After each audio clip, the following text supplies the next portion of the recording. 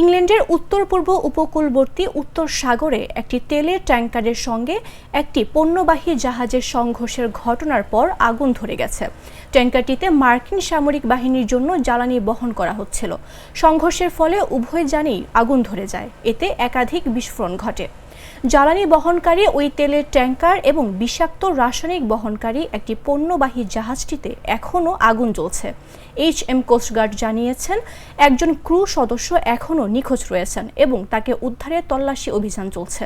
যুক্তরাষ্ট্রে নিবন্ধিত Stena immaculate নামের ট্যাংকারটি মার্কিন সামরিক বাহিনীর জ্বালানি পরিবহন করছিল। তেলের ট্যাংকারটি যুক্তরাষ্ট্রের পতাকাবাহী MV স্টেনা ইমাকুলেট এবং পণ্যবাহী জাহাজটি ছিল পর্তুগালের পতাকাবাহী কন্টেইনার শিপ সোলং।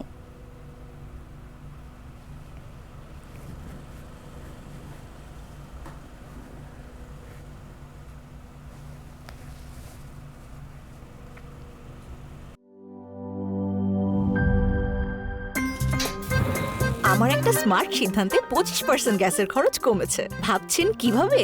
সাধারণ গ্যাস স্টোভ বদলে আমি এনেছি আরএফএল গ্যাস স্টোভ। এর সাইন্টিফিক নজল ও ব্রাস বার্নার ক্যাপ সমানভাবে তাপ ছড়িয়ে রান্না করে দ্রুত।